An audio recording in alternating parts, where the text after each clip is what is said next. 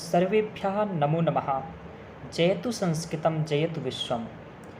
आज की जो हमारी कक्षा है उसमें जो हमारा सर्वप्रथम हम समझने आज वाले हैं वह यह है कि संस्कृत के जो भी आपको हिंदी में या इंग्लिश में व्याख्या करनी होती है तो कैसे करनी होती है। यानी कि आप 4 लाइन का जो कि श्लोक एक होता है, कोई भी श्लोक अधिकतर आपका 4 लाइन का श्लोक होता है, और जो 4 लाइन का श्लोक होता है उसको 300 शब्दों में कैसे उचित व्याख्या करें। क्योंकि अनुचित व्याख्या बताने वाले बहुत हैं, ऐसे नोट्स देने वाले भी बहुत हैं। तो आप लोगों को ध्यान रखना है कि आपको अच्छे से बेहतर ढंग से व्याख्या करना है और व्याख्या में क्या किया जाता है। क्योंकि जो कंटेंट में भ्रामक चीज़ फैली हुई है ना, आप उसको समझिए कि क्या व्याख्या करना होती है असल में, है ना। एक बार देखिए जरूर संपूर्ण वीडियो, इसके बाद ही आप निर्णय करिएगा। इसलिए आपका हो सकता है नंबर कम आ रहा हो। ध्यान रखिएगा कि आप हो सकता है ऐसी गलती तो नहीं कर रहे कि जो व्याख्या करना होती है वह ना कर रहे हों। मैं आज आपके सामने एक उत्तर भी लाया हूँ, बेहतरीन व्याख्या किया हुआ कि कैसे व्याख्या करना है और कौन सा एक, उसका मैं पहले श्लोक समझाऊंगा आपको, उसके बाद उसकी व्याख्या कैसे लिखना है वह भी मैं आपको बताने वाला हूँ। तो ध्यान रखिएगा कि आपको कैसे व्याख्या करना है, यह बहुत महत्वपूर्ण हो जाता है। इससे पहले मैं ये बताऊं, एक बात और आपको बताना यहाँ चाहूँगा कि किसी ने मेरा जो टेलीग्राम चैनल है मैं शेयर करता था आप लोगों को, वह मेरा ब्लॉक करवा दिया है ना। तो आप लोग मेरे टेलीग्राम चैनल को सर्च करके, है ना, सर्च कर सकते हैं या इस नंबर पर मैसेज कर सकते हैं। वैसे मैं आपको टेलीग्राम चैनल दिखा देता हूं कि कौन सा है, उसे आप ज्वाइन कर लीजिएगा। इस प्रकार का जो आज का, जैसे आज का पीडीएफ है या कभी का भी पीडीएफ है, उसको आपको प्राप्त करना होगा। तो मैं आपको दिखा दे रहा हूँ मेरा यूट्यूब चैनल, टेलीग्राम चैनल। देखिए यह मेरा टेलीग्राम चैनल है, इस नाम से मेरा टेलीग्राम चैनल आता है, तो आप इसे ज्वाइन कर सकते हैं। इसे देखिए बहुत लोग ज्वाइन किए हुए हैं आप में से, ठीक है ना। आप में से जो लोग ज्वाइन किए हुए हैं 215 लोग, बाकी कुछ लोग नहीं किए हुए हैं, तो आप लोग इसको ज्वाइन कर सकते हैं। इसी में मेरे नोट्स इत्यादि शेयर करता हूं, तो आप उसमें से ये जाकर के देख सकते हैं, ठीक है ना। ये फाइल्स वगैरह जो भी हम नोट्स वगैरह होते हैं इस प्रकार के शेयर करते हैं। आप इसमें जुड़ सकते हैं, सर्च कर सकते हैं। मेरा मोबाइल नंबर आपको दिख गया होगा, ये नाम भी हमारे चैनल का संस्कृत साहित्य वैकल्पिक दिख गया होगा। आप ज्वाइन कर सकते हैं। इस प्रकार का यह पिक लगा होगा इस नंबर पर, या फिर आप कर सकते हैं। चलिए आप सभी का स्वागत है। अब देखिए हम अपने मूल विषय पर आते हैं। आज का जो भी हमारा मूल विषय है ना, कि हमें कैसे 4 लाइन के श्लोक को 300 शब्दों में लिखना है, ठीक है ना। चलिए अब देखिए अपनी मूल बात पर आते हैं, कैसे व्याख्या करनी होती है। व्याख्या करने के कुछ क्या तरीके हैं। सबसे पहले हम इस श्लोक को समझेंगे। यह श्लोक आप लोगों ने कथा नहीं सुना है तो मैं थोड़ा बताता हूँ। अभिज्ञान शाकुंतलम आपके जो पेपर नंबर 2 का 8वां प्रश्न जो, या कि 8वीं यूनिट लगी हुई है, उसमें यह आता है ना। यह बहुत ही सरल श्लोक होते हैं। आपको इसकी संस्कृत में व्याख्या नहीं लिखना है, आपको इसका हिंदी में या इंग्लिश मीडियम में व्याख्या लिखना है। कैसे भी लिखें आप, लेकिन आपको व्याख्या बेहतर लिखना है और लगभग 300 शब्दों में लिखना है। कितने शब्दों में? 300। क्योंकि आप जानते हैं 15 अंक का जो प्रश्न आता है जीएस में, उसके लिए 250 शब्द रहते हैं। यहाँ आपका 17 अंक का है, तो लगभग आप 250 से 300 शब्द के बीच का उत्तर लिखना ही होगा आपको। इतना लिखेंगे तभी बेहतर उसकी जो डिमांड है वह पूर्ण कर सकते हैं। अब आप स्वयं सोचिए कि यह जो 4 लाइन का श्लोक लिखा है यहाँ, इसको कैसे लिखेंगे। मैं बताता हूँ कैसे लिखना होती है व्याख्या। क्योंकि आप किसी भी बुक को देखिए, किसी भी नोट्स को देखिए, मुश्किल से आपको 1 पेज 1.5 पेज का व्याख्या मिल जाएगा। इतना करके रख दिया है व्याख्या, लेकिन आपको लगभग इतना व्याख्या चाहिए। यानी कि 3 पेज तो आपको फुल चाहिए ही है, तभी आपका लगभग इतना शब्द हो पाएगा। जो मेरे जैसे शब्द हैं उस प्रकार के यदि आप शब्द लिखते हैं तब। चलिए देखते हैं। यह प्रसंग जो हमारा यहाँ श्लोक है, यह उदाहरण है, और इसी को लेकर के मैं एक चीज़ को समझाऊंगा, कैसे व्याख्या को समझना होता है और कैसे पढ़ना होता है। जब तक आप ये नहीं समझ पाइएगा ना, तब तक आप कुछ नहीं, मतलब अच्छे अंक प्राप्त नहीं कर पाएंगे। ध्यान रखिए, जब समझ जाएंगे तब अच्छे नंबर प्राप्त कर पाएंगे, ठीक है ना। तो कम से कम व्याख्या करना मेरे से सीख लीजिए। कोचिंग ज्वाइन करने का मैं कभी ना आपको ज़बरदस्ती किया हूँ, ना अभी कर रहा हूँ, लेकिन आप सही लिखें तभी आप अंक पाएंगे। यह जरूरी है, मेरा यह कर्तव्य है, और आपका मानना या ना मानना आपके ऊपर है। चलिए, इसमें लिखा है ये जो श्लोक है यह शार्दूल विक्रीडित छंद में है। यह मैं यहाँ छंद बता रहा हूँ तो केवल इसलिए बता रहा हूँ कि इसे मैं गा कर के बताऊँगा या पढ़ कर के बताऊँगा, इसलिए मैं लिखने के लिए छंद का नहीं बोला हूँ कि इसमें छंद लिखना होता है। ठीक है ना। अभी चलिए देखते हैं। इसमें मैंने अब पढ़ के आपको बताता हूँ कैसे पढ़ना होता है। इसमें शार्दूल विक्रीडित छंद है, उसी में इसको पढ़ना होता है। ठीक है ना। ऐसे इसको पढ़ सकते हैं। अस्मान साधु विचिंत संयम धरानुच्चैकुलं चात्मना पय्यास्याह कथमाप्य बांधव कृताम् स्नेह प्रवृत्तिश्यताम् सामान्य प्रतिपत्तिपूर्वकमियं दारे सुदृश्या त्वया भाग्यादीनमतः परं न खलु तस्त्रीबन्धुभिर्याच्यते। इसमें गलत लिखा है मेरी बुक में, भाग्यामत परा न खलु तद्वाच्यं वधूबन्धुभिः। यह जो PDF में है आप लोगों का सही लिखा हुआ है, मैं बुक रखता हूँ साथ में, उसमें थोड़ी मिस्टेक है। चलिए देखते हैं। तो यहाँ मैंने एक एक शब्द पढ़ के आपको बताता हूँ, समझाता हूँ। असमान साधु विचिन्त्य संयम धनान उच्चैः कुलं चात्मनः त्वय्यस्याः कथमपि अबान्धवकृतां स्नेह प्रवृत्तिं चताम सामान्य प्रतिपत्ति पूर्वकमियं दारे सुदृश्या त्वया भाग्यामत्तः परं न खलु तद्वाच्यं वधूबन्धुभिः। अब समझाता हूँ आपको एक एक चीज़। यहाँ क्या है कि अभिज्ञान शाकुंतलम नाटक का यह चौथा अंक है जो कि लगा हुआ है, जिसका 17वें नंबर का श्लोक यह है। हमारे एग्जाम में 15 श्लोक से लेकर के 30 लिखा हुआ है, यह मिस्टेक है UPSC सिलेबस की, जबकि बुक में 15 श्लोक से लेकर कहीं 22 या कहीं 24 यहाँ तक के श्लोक हैं जिन्हें आपको पढ़ना होता है। ठीक है ना। अनुचित व्याख्या और कहीं श्लोकों की यदि आपको कोई दे रहा है तो वह ठीक नहीं है, क्योंकि जो सिलेबस में लगा हुआ है वही पढ़ना है। चलिए देखिए, आपको यहाँ बताऊं, असमान साधु विचिंत संयम धनान उच्चैः कुलं चात्मनः। तो ये आरंभ जो हो रहा है यहाँ अभिज्ञान शाकुंतलम नाटक में शकुंतला की विदाई हो रही है, यानी कि कण्व ऋषि जो कि अन्य आश्रम पर गए हुए थे, वापस आ गए थे। उसके बाद जब विदाई का जो समय है, किसकी विदाई का समय है, तो आपको बताऊं शकुंतला की विदाई का समय है। और शकुंतला की विदाई के समय बेटी घर से जा रही है ना। तो कण्व ऋषि उनको तो कुछ बताते ही हैं, लेकिन इस पद्य में कण्व ऋषि ने दुष्यंत को संदेश भिजवाया है, और वह संदेश सारंगरव को यह बता रहे हैं और कह रहे हैं जो मैं यहाँ आपसे कह रहा हूँ सारंगरव, यही बात आप जाकर के वहाँ दुष्यंत से कहिएगा, है ना।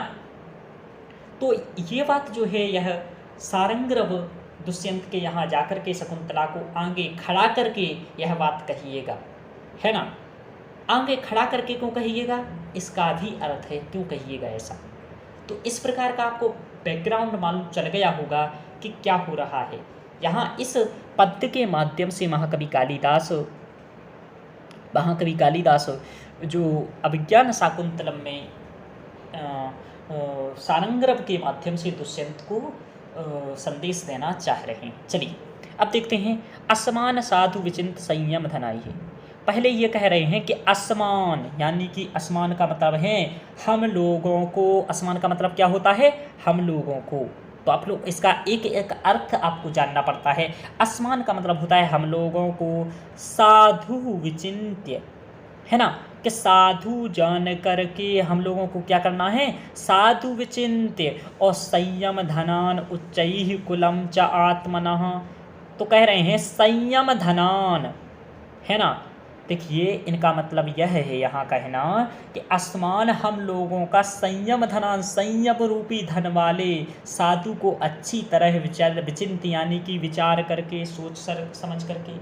इनका कहना है कि दुष्यंत आप, हम सभी साधुजन हैं, हम लोग साधु चरित्रता वाले हैं, यानी कि शकुंतला यहाँ साधु चरित्रता वाली है, इसका विचार करना अच्छी तरह से, और इस बात पर विचार करने के उपरांत ही आप किसी प्रकार का निर्णय करना, है ना।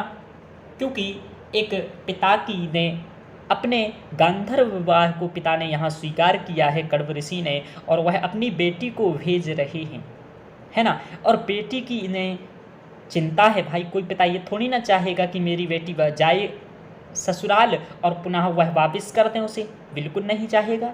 इसलिए यहाँ महाकवि कण्व अपनी बेटी के प्रति चिंता जताते हुए, है ना, इस प्रकार का कह रहे हैं कि ऐसा कहना कि सबसे पहले राजा दुष्यंत आप पहले यह देखना कि हम लोगों का संयम ही क्या है, साधु लोगों का धन है। तो धन क्या है साधु लोगों का, साधु लोगों का धन क्या है, संयम है, ऐसा आप विचार करना, है ना। आसमान यानी कि हम साधु लोगों का धन संयम है, ऐसा आप विचार करना। देखिए एक एक शब्द का अर्थ आप लोग समझ गए होंगे, फिर से यहाँ बताता हूँ। आसमान यानी कि हम लोग, यानी कि साधु जनों का धन क्या है, संयम है। इसलिए हे राजा आप क्या करना, विचिंत यानी कि विचार करना। क्या विचार करना, कि हम लोग सज्जन पुरुष हैं, यह शकुंतला सज्जन हैं, ठीक है। और क्या है, आप क्या हैं बताते हैं, उच्चैकुलम चात्मनः। देखो कण्व ऋषि केवल अपनी बात नहीं कर रहे हैं, कह रहे हैं आप भी विचार करना। क्या विचार करना, कि उच्चैः कुलम च आत्मनः, आप भी उच्चैः कुलम आत्मनः यानी कि आप उच्चैः कुलम यानी कि उच्च कुल में, है ना, कि आप भी क्या हैं, अपने उच्च कुल का ध्यान रखना। अब देखिए, है ना, तो आपका इतना बड़ा कुल है, एक बेटा यहाँ शादी कर लेता है बिना घर वालों से पूछे, और शादी करने के उपरांत यदि आप स्वीकार नहीं करेंगे तो क्या कहेगा दुनिया, कि ये जो दुष्यंत आदि राजा हैं या इनके वंश के जो राजा हैं वह शादी तो कहीं भी जा कर के कर लेते हैं, लेकिन उस लड़की को अपनाते नहीं हैं बाद में। इस प्रकार का आप ऐसा कुछ मत करना। इसलिए अपने कुल की लाज रखना, अपने कुल का भी ध्यान रखना, यानी कि अपने आत्मनः कुलम, आत्मनः उच्चैः कुलम विचिन्त्य, अपने उच्च कुल का भी ध्यान रखना। देखिए दोनों पक्षों को कितनी सुंदर भावों के माध्यम से महाकवि कालिदास अपना सीख दे रहे हैं कि ऐसे आप करना, है ना। ये कालिदास की लेखनी है और कण्व के को एक पात्र के माध्यम से यहाँ बताना चाह रही हैं। तो आप पहली लाइन का अर्थ समझे होंगे, हम लोगों को साधु समझ करके ऐसी। अभी देखिए, अभी तो मैं केवल इसका सामान्य अर्थ बता रहा हूँ आप लोगों को, इसका शब्दों का अर्थ बता रहा हूँ। अभी इसका मैंने विशेष अर्थ नहीं बताया है जो व्याख्या में लिखना है, अभी वह समझेंगे आप लोग। व्याख्या करना इतना आसान नहीं है कि कहीं से भी आपने नोट्स देख करके कर लिया, उसको समझना पड़ेगा एक एक चीज़ को। अभी तो मैंने बताना स्टार्ट किया है अर्थ जो कि सामान्य है, ठीक है ना। चलिए कह रहे हैं तैया कथमप्य अवंधव कृताम, है ना। कह रहे हैं त्वयि, त्वयि का मतलब तुम दुष्यंत, और अस्याह, त्वयि और अस्याह, तुम यानी कि दुष्यंत, अस्याह यानी कि शकुंतला, यानी कि दुष्यंत और शकुंतला, कथमपि किसी से भी नहीं। कथमपि का मतलब है, समझ पा रहे हैं, कथमपि का मतलब कि कथमपि यानी कि आप लोगों ने अबंधव किताम, अबंधव किताम का मतलब है कि बिना किसी से पूछे। बंधव, बंधु मतलब क्या होता है, अपने घर वालों से। तो बांधव किताम यानी कि बंधु लोगों से पूछ करके, और आबंधव किताम अपने बंधुओं से ना पूछ करके, यानी कि आपने किसी भी प्रकार से अपने बंधुओं से इस प्रकार का नहीं पूछा कि हम लोग शादी कर लें, और ना तुमने पूछा है, ना कि मतलब दुष्यंत ने, और ना इस शकुंतला ने, और अपनी मर्जी स्नेह प्रवृत्तिम चताम, ताम यानी कि काम, तो त्वयि और अस्याह स्नेह प्रवृत्तिम, स्नेह पूर्वक, ताम स्नेह प्रवृत्तिम त्वया यम सामान्य प्रतिपूर्वक यम। तो कुल मिला के अमंधव किताम ताम, यानी कि बिना बंधुओं के पूछे तुमने ताम स्नेह प्रवृत्तिश्च, स्नेह पूर्वक, स्नेह पूर्वक यानी कि अपने, तुमने क्या किया था कि अपने प्यार से लपलपा करके, है ना, समझ रहे हो ना, समझो इसको, है ना, थोड़ा मैं इसे ऐसे इसलिए समझाता हूँ कि आप लोगों को मज़ा आए, है ना। तो त्वयि यानी कि तुमने प्यार कर करके इसको स्वयं ही अपनाया था, है ना, और इसलिए अस्याह किसी घर वालों से नहीं पूछा था। इसलिए इन बातों पर विचार करना, यानी कि आपको जबरदस्ती नहीं थोपी गई है शकुंतला, आपने स्वयं आश्रम में आकर के उसको पसंद किया है और आपने उसको देखा है, इसलिए इस बातों पर भी विचार करना, है ना, कि आपने स्वेच्छा से यह कार्य किया था, है ना। तो कह रहे तय्यस्याह कथमप्यबान्धव कृताम स्नेह प्रवृत्तिम चताम सामान्य प्रतिपत्ति पूर्वक नियम दारेषु दृश्यातया। कह रहे इयम, इयम का मतलब है इयम सामान्य प्रतिपत्ति पूर्वकम दारेषु दृश्याः। कह रहे दारेषु यानी कि पत्नी, दारेषु। अब देखो यहाँ दारेषु शब्द क्यों कहा, एक एक शब्द को आपको समझना पड़ता है कि दारेषु क्यों कहा। दारा मतलब होता है पत्नी और दारेषु मतलब होता है पत्नियां, यानी कि इस शब्द से यह ज्ञात हो रहा है कि दुष्यंत की एक पत्नी नहीं थी, बहुत सी पत्नियां थीं, है ना, यानी कि 3 पत्नियां थीं, आपको पता चले, है ना। तो दारेषु यानी कि बहुवचन प्रयोग किया, है ना, द्विवचन भी नहीं किया, यानी कि 2 से अधिक थी, यानी कि 3 थी या 3 से अधिक थी। तो यह एक दृश्यात्वया, तो ये कहते हैं हम ये नहीं चाहते कि आप जो हमारी शकुंतला है उसको आप महारानी बनाएं या उसके पुत्र को आप राजा बनाएं या उसको विशेष रूप से रखें, हम तो सिर्फ इतना चाहते हैं। बोला कितना, तो बोले सामान्य प्रतिपूर्वक सामान्य प्रतिपत्ति पूर्वक इयम, इयम इयम, है ना, इयम यानी कि किसे, इयम शाकुंतला, इस शाकुंतला को दारेषु दृश्या अन्य पत्नियों की भांति इसे भी देखना, यानी कि इसको अपनी अन्य पत्नियों के समान स्वीकार करना, जैसे अन्य पत्नियों से व्यवहार करते हो वैसे ही इससे करना, यानी कि इसे अपनी पत्नी रूप में स्वीकार करना। और सामान्य प्रतिपत्ति, अब देखिए विशेष प्रतिपत्ति का नहीं कहा, विशेष का मतलब समझते हो क्या होता है, यानी कि विशेष हमारे लिए अच्छी चूड़ी लाना, हमारे लिए बढ़िया वाला कंगन लाना, ये नहीं कहा। सामान्य रूप से आप रखिएगा और को हमें जैसी आपकी व्यवस्था है वैसे रखिएगा, कम से कम पत्नी स्वीकार लीजिए बस, जैसे आप अन्य को मानते हो। बाकी कह रहे हैं भाग्यामत्य परम न खलु तद्वाच्यम बधो बंधुभिः। कह रहे हैं अतः, कह रहे भाग्यत्य अतः, अतः का मतलब यहाँ है कि अतः इससे अधिक यदि इसे कुछ मिलता है ना, ततः परम यानी कि इतना मैंने कहा कि आप सामान्य प्रतिपत्ति पूर्वक रखिए, और यदि इससे अधिक यदि कुछ मिल जाता है तो भाग्यतः यानी कि भाग्यवादी है, यानी कि भाग्याधीन है। तो ये मैं नहीं कह सकता इसका बेटा होगा या क्या होगा, मुझे नहीं मालूम इसके बेटा को आप राजा बनाएंगे या नहीं बनाएंगे, ये तो सब भाग्य के ऊपर निर्भर है ना, समझ में आया, भाग्य के ऊपर निर्भर है।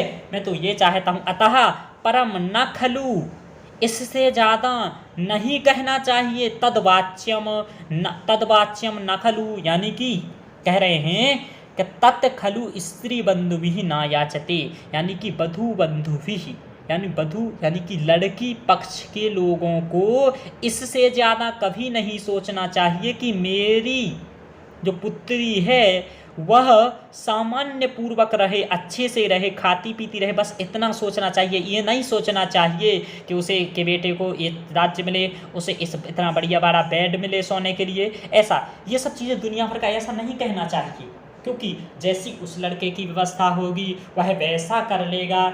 इस प्रकार का संदेश ये किसको, दुष्यंत को दे रही है। तो आप एक एक शब्द अभी समझे होंगे, मैं अभी इसका पूर्ण नहीं हुआ व्याख्या, अभी तो केवल आप सामान्य अर्थ समझे हैं, विशेष बातें तो इसकी कुछ नहीं समझे हैं, अभी समझाऊंगा। तो कह रहे हैं भाग्या मत्तः परम न खलु तद्वाच्यम वधु बंधु भी, यानी कि वधु के जो बंधुगण हैं उन्हें न वाच्यम यानी कि इससे ज़्यादा नहीं मांगना चाहिए। यदि इससे ज़्यादा मिलता है तो अतः परम इससे ज़्यादा भाग्यम है ना, भाग्य पर निर्भर है। अब देखिए एक बार पूरे का मैं अर्थ आपको बता देता हूँ। इनका यहाँ कहना यह है कि हे दुष्यंत, कर्ण कहते हैं दुष्यंत, आप हम साधु जनों का जो कि जिनका धन क्या है, संयम धन है, और आप जो अपने बड़े कुल उच्च कुल के हैं, इस पर विचार करना तथा आपने स्वयं अपने प्रेम पूर्वक ही बिना किसी बंधु बांधव से पूछे आपने शकुंतला को प्रेम किया है ना, इस बात पर भी विचार करना। और मैं तो सिर्फ इतना कहूँगा कि जो हमारी यह शकुंतला है इसे आप सामान्य पत्नी की भांति रखें, और यदि इससे अधिक इसे कुछ मिलता है तो यह इसके भाग्य पर निर्भर करता है। अभी आप लोग इतना समझ गए हैं, केवल सामान्य अर्थ है, इतना सामान्य अर्थ होता है। ऐसे एक एक चीज़ का सामान्य अर्थ आपको समझना होता है। ऐसे ही मेरी क्लास में एक एक का समझाया जाता है ना, और आपसे पूछा जाता है कि यदि आप समझे, यदि नहीं समझे तो और समझाया जाता है। वैसे समझ जाते हैं सामान्य तौर पर। चलिए आगे फिर इसके बाद में, अभी तो हुआ ये सामान्य अर्थ। देखिए व्याख्या करने में 3 प्रकार के अर्थ होते हैं, आप लोग अभी तक ये भी नहीं जानते होंगे, मतलब बहुत लोग जानते हों। एक तो होता है शब्दार्थ, एक होता है ना सामान्य अर्थ, और एक होता है विशेष अर्थ। इसे ही कहते हैं भावार्थ। आप लोग क्या करते हैं, व्याख्या में यह और यह लिख करके आते हैं, यानी कि शब्दार्थ तो आप लिखते नहीं हैं। शब्दार्थ तो ये समझना होता है इस शब्द का अर्थ क्या है, इसका क्या है, इसका क्या है, इसका क्या है। अभी हम लोगों ने एक एक शब्द का अर्थ समझा पहले तो शब्दार्थ समझ गया। हम लोगों ने पूरा एक बार में सामान्य अर्थ समझ लिया कि इसका सामान्य अर्थ क्या है, जो कि 5 से 7 लाइन का हो गया होगा, है ना। अब विशेष अर्थ समझना होता है। अभी तो आप ऐसे इतना पढ़ करके व्याख्या लिखिएगा तो कितना शब्द का लिखिएगा, 100 शब्द का ज़्यादा से ज़्यादा। अभी आपका 100 शब्द का कंटेंट हुआ है, 200 शब्द का भी रहा है, तो क्या लिखिएगा, यही समझना होता है। यही व्याख्या यदि आप लोग नहीं जानते हैं ना, अब नंबर नहीं आने वाला। समझ में आया? इसलिए एक एक चीज़ को जानना होता है। अब देखिए यहाँ तो ये पहले आपको एक बात बताऊँ, यहाँ यह तो आपको मालूम चल गया होगा। चलिए आगे आप लोगों को देखते हैं कि देखिए यहाँ एक एक शब्द का क्यों, क्या यहाँ कैसा कभी सोचते हैं। देखिए पहली बात, यहाँ एक शब्द प्रयोग किया है उन्होंने कि अबांधव कृताम। अबांधव कृताम इसका मतलब है कि बिना बंधुओं से बिना पूछे शादी किया है। तो ऐसा कौन सा अष्ट विवाह में विवाह है कि जो बिना पूछे होता हो, यानी कि लड़का लड़की स्वेच्छा से करते हो। सभी को मालूम है गांधर्व विवाह। अब देखिए सब लोग यह कहते हैं कि गांधर्व विवाह किया है, लेकिन ये पता कैसे चलता है, कहीं सीधा लिखा है क्या बताइए। इन्हीं को समझ के पता चलता है कि अबांधव कृताम, यानी कि इन लोगों का के मध्य गांधर्व विवाह हुआ था। क्यों, कैसे हुआ था, स्नेह प्रवृत्ति है ना, त्वयि और अस्याह। देखो बता रहे हैं कि तुम दोनों की मर्जी से, यानी कि गांधर्व विवाह की सूचना यह श्लोक देता है। समझ में आया? देखिए इतना पता चल गया होगा। एक बात और आपको बताता हूँ, कोई कवि यह श्लोक क्यों लिख रहा होगा, क्यों लिख रहा होगा बताइए? क्या वो इसलिए ये श्लोक लिख रहा होगा कि जब आप इस श्लोक को समझिएगा ना, तब आप ये लिखिएगा कि इसमें समास यह है, और समास लिख करके आप पूरा एक पैराग्राफ भर दीजिएगा। यूपीएससी आप खुद सोचो, इस मेंटिलिटी की है क्या, पूछती है क्या ऐसा कि आप इतना समास लिख दीजिए? यदि समास उसे यही पूछना होता तो प्रथम पेपर में व्याकरण क्यों लगाता हुआ है, और उसमें समास स्पष्ट रूप से क्यों लिखता? प्रत्येक श्लोक में आप इतना इतना समास लिख करके आइएगा 8-10 लाइन, तो नंबर मिलेगा? कभी नहीं मिलेगा। ध्यान रखिएगा, ये मैं अपने नहीं बात तो कह रहा हूँ, यह जो मैं बता रहा हूँ कि समास इत्यादि का ऐसा हर जगह एक एक, मैं भी जानता हूँ इन सबका समास, है ना। मैं व्याकरण से आचार्य हूँ, एमए किया है मैंने, तो मैं भी इन सब का जानता हूँ। मैं भी छंद का प्रयोग जानता हूँ। आप छंद लिख करके आप स्वयं बताइए कि आप प्रत्येक श्लोक में छंद का नाम लिख रहे हैं, उसका एक लक्षण लिख रहे हैं, आप 3 लाइनों को भर दे रहे हैं या 2 लाइन लिख दे रहे हैं। आप स्वयं समझिए, 2-3 लाइन आपने छंद में लिख भर दिया, 3-4 लाइन आपने समास में वगैरह बताने में भर दिया, यानी कि 8-10 लाइन आप क्या करते हैं, 8 से 10 लाइन आप इन्हीं सब चीज़ों में लिख करके आते हैं, है ना। फालतू का इंट्रोडक्शन आप लोग 20-20 लाइन 15-15 लाइन का इंट्रोडक्शन लिखते हैं, मिलेगा क्या आप लोगों को नंबर? कभी नहीं मिल पाएगा। व्याख्या क्या करनी होती है समझिए, बताता हूँ। असली व्याख्या क्या करनी होती है, जो आप लोग नहीं करते हैं, इसलिए नंबर नहीं आते हैं। आप लोग समझिए इस चीज़ को, और स्वयं कर रहे हो सेल्फ स्टडी तो उसी प्रकार से करिए, ढंग से, कि आपके नंबर आए। इस बात को समझिए, है ना। 80 देखिए, कोचिंग वालों को तो नहीं पढ़ाना है आपको, तो उन्हें तो वही बना के दे देंगे जो आप लोग को चाहिए, ठीक है ना।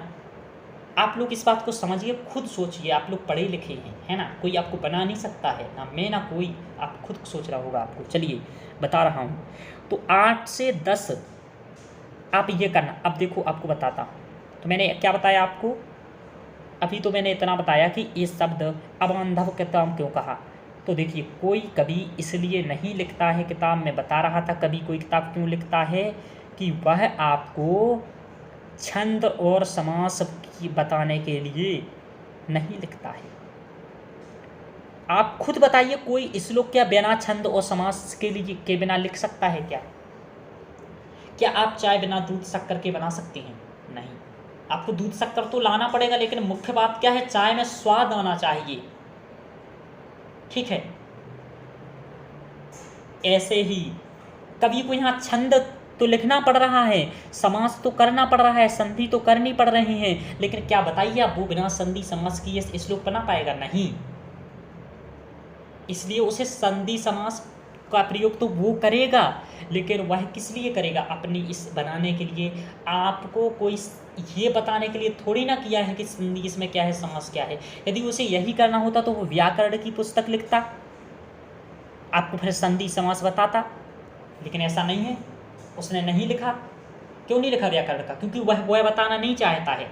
आप स्वयं बताइए, यूपीएससी के फर्स्ट पेपर के फर्स्ट जो यूनिट है आपका, फर्स्ट पेपर है GS1 है, उसमें लिखा है कि जो आपका प्राचीन साहित्य है उसके बारे में, है ना। ऐतिहासिक जो आपका साहित्य लगा हुआ है ना, उसके बारे में बताइए। तो साहित्य क्यों लगाया जाता है किसी चीज़ का? साहित्य इसलिए लगाया जाता है कि वह तात्कालिक समय की जानकारी देता है। क्या करता है बताइए? तात्कालिक समय की क्या करता है? जानकारी देता है। मैं नहीं कह रहा हूं कवि का प्रत्येक श्लोक तात्कालिक समय की जानकारी दे रहा, लेकिन ऐसा नहीं है कि वह तात्कालिक जानकारी नहीं दे रहा। तो साहित्य क्यों लिखा जाता है? कि कोई भी व्यक्ति अपने समकालीन स्थिति परिस्थिति, सामाजिक स्थिति, आर्थिक स्थिति, है ना, जो भी पर्यावरणीय स्थिति है, प्रकृति का वर्णन क्यों किया जाता है? पर्यावरणीय स्थिति को दिखाने के लिए। व्यक्ति पर्यावरण से कितना प्रेम करता था, पर्यावरण का मूल्य वैसे ही था जैसे कि स्वयं का मूल्य आज क्या है। इस प्रकार का आप नहीं समझेंगे ना, कैसे व्याख्या करिएगा? तो तात्कालिक जानकारी के लिए कोई साहित्य लिखता है, ध्यान रखिए इसको बात। अब तात्कालिक जानकारी क्या दे सकता है साहित्य के माध्यम से? एक तो वह आर्थिक या तो जानकारी देगा कि आर्थिक के बारे में बताएगा, या सामाजिक बताएगा, या फिर आपको पर्यावरणीय बताएगा, या संस्कृति के बारे में बताएगा कि भारतीय संस्कृति क्या थी, या फिर आपको ये बताएगा कि वहाँ का पर्यावरण, वहाँ के राजा के बारे में बता सकता है, ऐतिहासिक जानकारी दे सकता है। तो यह जानकारी मिलती है श्लोकों से, आप समझते हैं?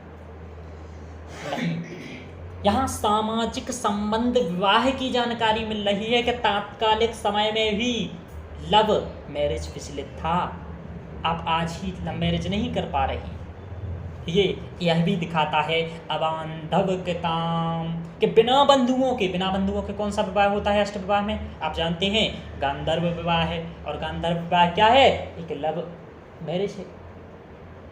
बताइए, अब ये सामाजिक स्थिति बताया ना, आज बताइए समाज कितना बड़ा मुद्दा है, समाज का विवाह कितना बड़ा मुद्दा है, आप जानते हैं ना, बहुत बड़ा मुद्दा है। आधे से अधिक लड़कों की शादी नहीं होती बिना नौकरी के, आप जानते हैं कितना बड़ा है ना। तो इस प्रकार का यह है। हाँ, तो आप लोग समझे। अब देखो और आगे बताता हूँ मैं। तो इन सब के लिए श्लोक को पढ़ना होता है, यही सब चीज़ें निकाल के उसे बतानी होती है। देखिए यहाँ क्या कहा, दारेसु। दारेसु क्यों कहा? दारा कह देता। दारेसु शब्द से ये पता चल रहा है कि ये कौन सा शब्द है, बहुवचन। इससे पता चल रहा है कि ना एक पत्नी है ना उसकी दो है कि या तो तीन है या तीन से अधिक है, इसलिए दारेसु शब्द प्रचलित हुआ। कैसे कहेंगे कि तीन पत्नियां हैं? इस श्लोक में कवि बता रहे हैं, वो ये नहीं कह रहे हैं मेरी बेटी को, आज क्या कहा जाता है, बेटी जाती है, क्या सीख देता है बाप, क्या कहता है क्या मेरी बेटी को ऐसा बनवा देना। कह रहे हैं आप सामान्य प्रतिपत्ति पूर्वक, मतलब एक आदर पिता का देखिए अपने दामाद के प्रति, यह भारतीय संस्कृति को नहीं दिखा रहा है, भारतीय समाज की विशेषता को नहीं दिखा रहा है, तो किसको दिखा रहा है बताइए? सामान्य प्रतिपत्ति पूर्वक रखिए, महल मत बनवाइए, कूलर फ्रिज नहीं चाहिए, बड़े बड़े साड़ी का नहीं कह रहा है, कह रहा सामान्य जैसे अन्य पत्नियों को रखते हैं वैसे। अब आप लोग ये कह सकते हैं तीन पत्नी रखना क्या उचित है या नहीं, यह एक विमर्श का विषय हो सकता है, लेकिन समकालीन राजकीय परंपरा में इस प्रकार के प्रसंग प्रचलित थे, इस प्रकार के विविध विवाह उल्लेख प्रचलित था, कई लोग राजाओं ने किया है, तो यहाँ भी किया जा सकता है। आधुनिक समय में यह अप्रासंगिक है, यानी कि ऐसा करना ठीक प्रतीत नहीं होता है, ठीक है ना। तो जो ये है, तो इसको हम समझ सकते हैं ऐसे। तो ये क्यों कहा, अब देखिए कह रहा भाग्यामत्तः, ये भाग्या क्यों कहा यहाँ, यानी कि ये कवि जो है ना ये भाग्य को मानता है। आज आप लोग आधे से अधिक होंगे जो भाग्य को कहते हैं, भाग्य के आप मान कुछ नहीं होता है, तो भाग्यामत्त परः परम न खलु, यानी कि इसके आगे तो भाग्य पर निर्भर है इसकी। तो यहाँ इससे पता चलता है कि कवि एक भाग्यवादी है कालिदास। आप खुद बताइए कालिदास के बारे में, उन्होंने स्वयं तो लिखा नहीं, लेकिन इन्हीं श्लोकों से मालूम चलता है कि भाग्यवादी कवि हैं। क्यों? क्योंकि लिखा है भाग्य। तो समझ में आया? तो अतः परम भाग्या, इससे पता चल गया। अबंधव किताब बता दिया मैंने, दारेसु बना दिया। अब देखिए महत्वपूर्ण संदेश ये दे रहे हैं यहाँ कि दुष्यंत के बारे में बता रहे हैं कि दुष्यंत ऐसा विचार करना, कितना एक राजा को कैसे दे रहे हैं, सम्मान सहित उसके लिए बात पहुंचा रहे हैं। इस साधु की सज्जनता पर पता चलता है, आपने देखा होगा कि साधु अपनी सज्जनता सदैव रखता है। आज का पिता यदि आप लव मैरिज कर लेते हैं तो पता चल जाता है, डंडा लेके आता है, चार लगा देता है, लेकिन कितना समझदार पिता है, किस सम्मान करके भेज रहे हैं। आपके पिता होते तो क्या कहते, बताइए, हे बालक कहाँ है, मिल, हाथ पैर तोड़ देंगे। यही भाषा होती है। मैं नहीं कह रहा हूँ आप सबकी में ऐसा, मैं नहीं कह रहा हूँ, मेरा बिल्कुल भी कदापि यह आशय नहीं है कि आप लोग ऐसा अनुचित समझे इसको। मैं कह रहा हूँ तथाकथित लोगों की यह बात, ठीक है ना, इसको समझ के रखिएगा। चलिए अब देखिए, तो ये भारतीय संस्कृति पर आधारित पति पत्नी की आचरण विषयक सुंदर अभिव्यक्ति इसमें मिलती है कि कैसे पति के लिए भी और पत्नी के लिए भी, दोनों के लिए आचरण संबंधी यह जो कथन है कि आप सामान्य पत्नी की तरह स्वीकारिए, यह कवि ने दुष्यंत के लिए संदेश दिया है। और इसके बाद मैंने आपको जो एक पहले इसके वीडियो बनाया हुआ था उसमें मैंने बताया था कि अपनी शकुंतला के लिए भी एक संदेश देते हैं है ना, शुश्रूषस्व वाले श्लोक में मैंने बताया था यह, तो आप लोगों ने देखा होगा। तो इस प्रकार आपने इसको समझा कि नहीं समझा? तो देखिए कितना काव्यात्मक सौंदर्यता इसमें दिखाई गई है, पिता की पुत्री के प्रति क्या चिंता दिखाई गई है, भाषा कितनी बेहतर है, भाव कितने अच्छे हैं, अलंकार छंदादि के प्रयोग भी इन्होंने किया है। आपको अब अलंकार छंदादि शब्द भी बता देना है। सौंदर्यता को, इसके इतनी अच्छी काव्य की सौंदर्यता है कालिदास की कि समीक्षकों ने कहा है, स्वयं अपनी बड़ाई कोई भी कर सकता है, समीक्षकों ने कहा है, क्या कहा कि कालिदासस्य सर्वस्वम, यदि कालिदास के सर्वस्व यानी कि उनकी सर्वस्व, यानी कि ऐसा थोड़ी ना है कि कालिदास को देखना है, नहीं, कालिदास की यदि काव्यात्मक वैशिष्टता को देखना है तो कालिदासस्य सर्वस्वम अभिज्ञान शाकुंतलम, कि अभिज्ञान शाकुंतलम को यदि बेहतर ढंग से किसी व्यक्ति ने पढ़ लिया है, समझ लिया है, तो वह कालिदासस्य सर्वस्वम को भी समझ सकता है। यानी कि कालिदास का सब कुछ अभिज्ञान शाकुंतलम में है। यदि आप यह नहीं चाहते हैं कि संपूर्ण अभिज्ञान शाकुंतलम पढ़ पाए, इतना समय नहीं है, तो कह रहे हैं तत्रापि चतुर्थोंकः, कि आप चतुर्थ अंक को पढ़ लीजिए, उससे आप समझ जाएंगे कि कैसा है। कुछ लोग कहते हैं चतुर्थ अंक भी नहीं पढ़ना है। तब यूपीएससी ने कहा तत्र श्लोक चतुष्टयम, यूपीएससी ने कहा मजाक कर रहा हूँ, है ना, कि तत्र श्लोक चतुष्टयम, आप क्या करिए, तो फिर पूरा चतुर्थ अंक नहीं पढ़ सकते हैं तो 4 श्लोक ही पढ़ लीजिए, जिन्हें समीक्षकों ने चतुष्टय श्लोक कहा है।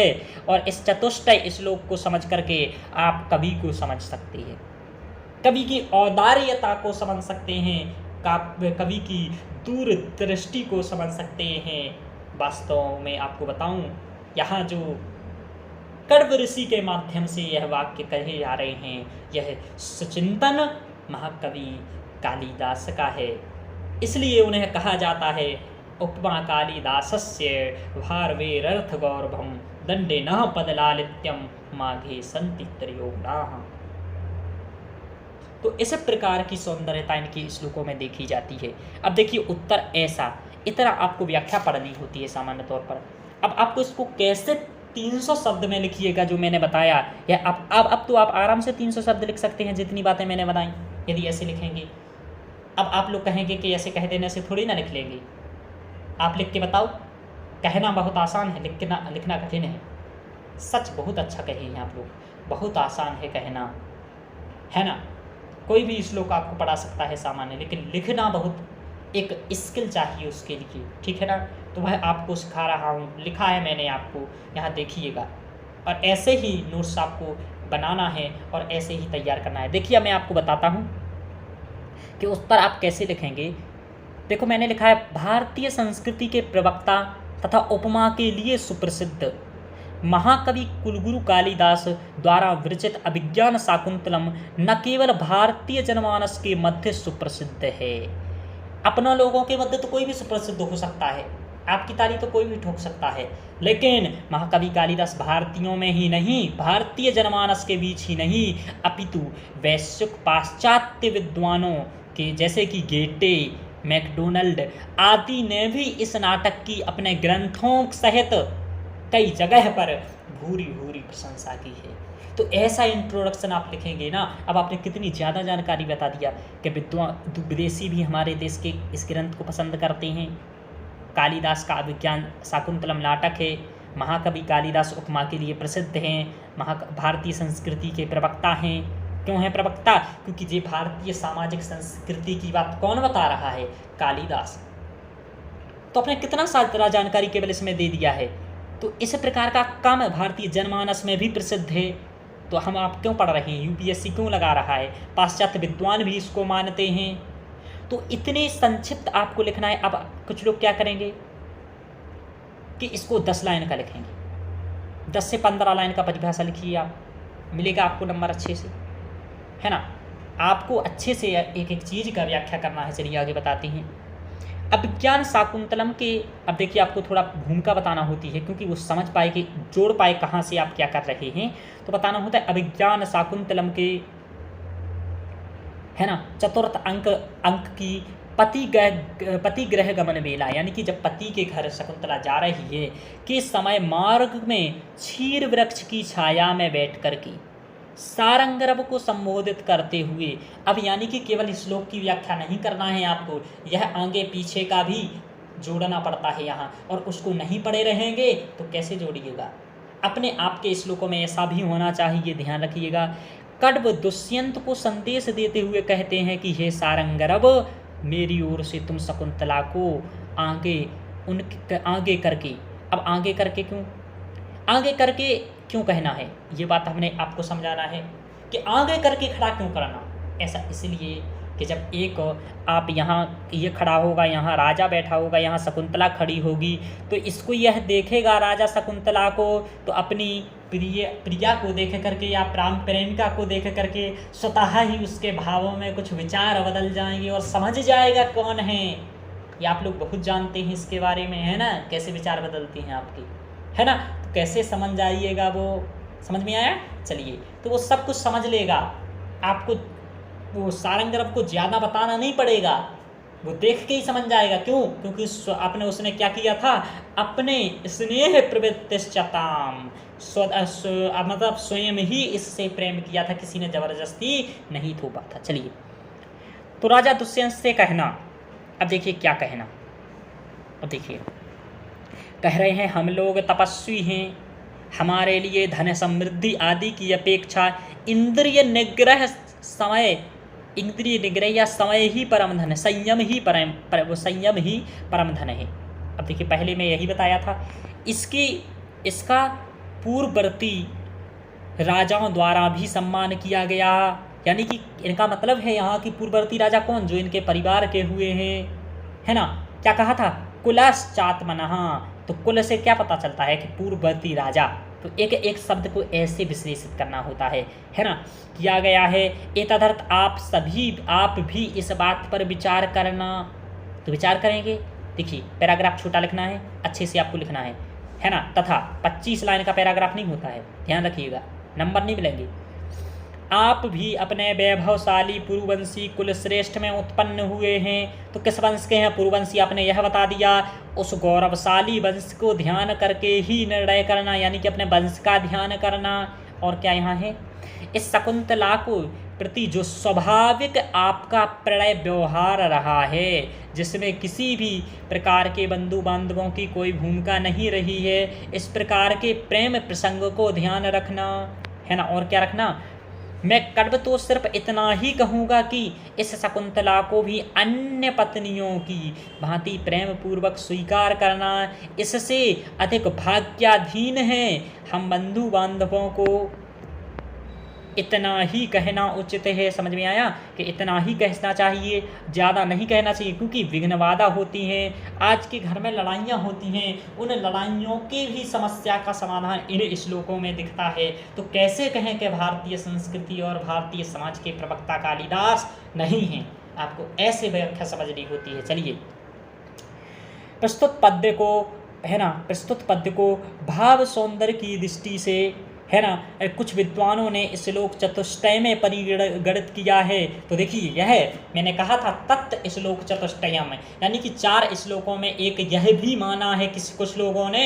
तो आप इसको भी समझ करके कालिदास की जो भी काव्यात्मकता है या काव्य सौंदर्यता है, कि या फिर उनका जो चातुर्यतापूर्ण माधुर्य है, उसको समझ सकते हैं। चलिए,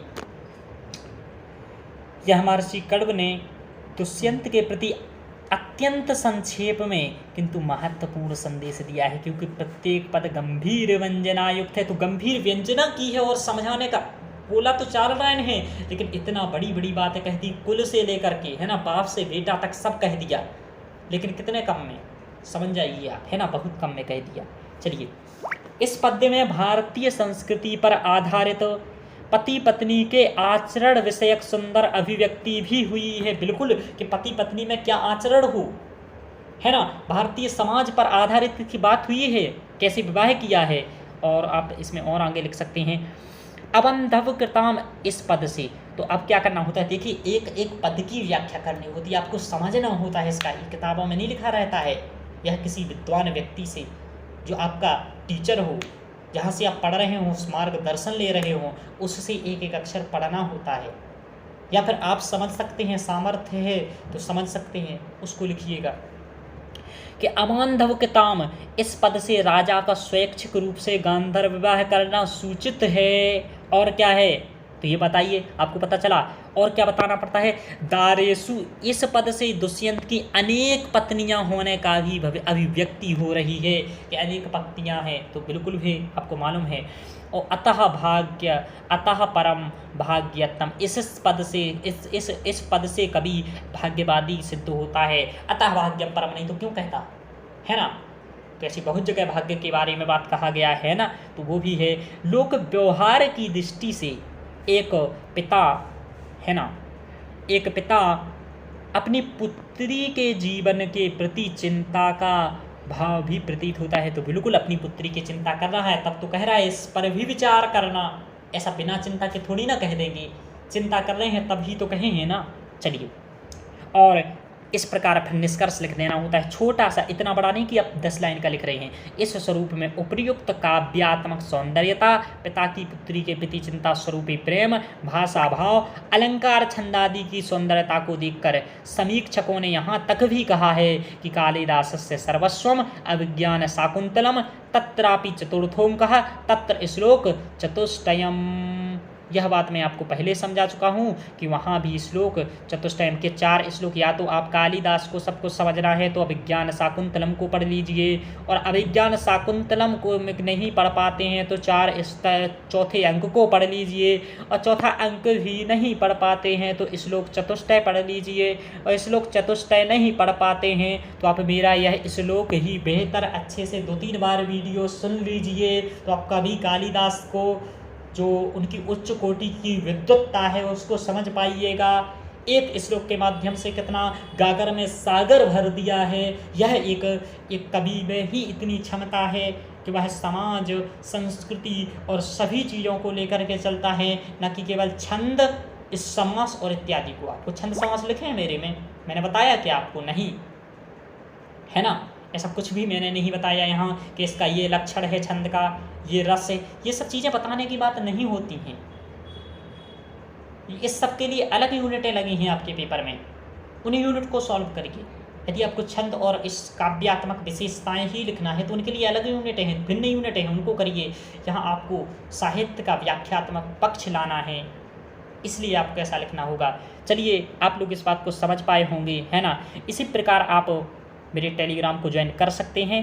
आपको मैं पहले ही बता चुका हूँ कि मेरा जो टेलीग्राम है, किसी ने उसका जो अकाउंट है उसको कुछ दिन के लिए शेयर इत्यादि के लिए बंद करवा दिया है, क्योंकि है ना, आप देखते हैं कि जो सच्ची मेहनत करके आगे बढ़ता है उससे बहुत जल्दी है। चलिए, जो भी है उसको मत छोड़ेंगे, इसलिए आप हमारे टेलीग्राम को सर्च करिएगा। मैंने वीडियो के शुरुआत में यह दिखा दिया है, आप ये PDF वही हमारे ग्रुप से प्राप्त कर लीजिएगा, क्योंकि मैं अन्य जगह शेयर कर नहीं सकता हूँ, है ना, क्योंकि मेरी मतलब शेयर कर ही नहीं सकता, आप समझ सकते हैं। चलिए, तो इतना ही आज हम रखेंगे, और इसको आप ज़रूर देखिएगा सभी लोग। आप लोग यदि इस प्रकार की व्याख्या लिखेंगे तभी आप इस प्रकार की व्याख्या लिख करके ही 17 अंक में से 14-15 अंक पा पाएंगे।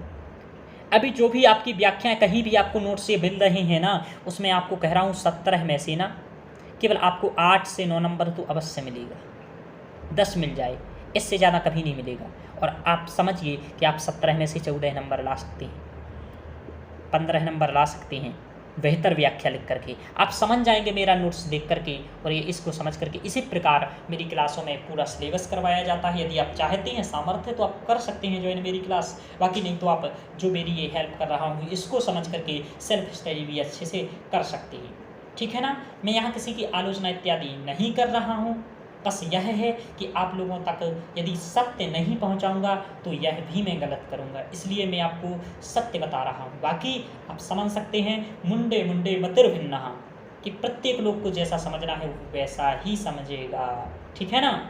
चलिए, ओके, सधन्यवाद। जयतु संस्कृतम जयतु विश्वम।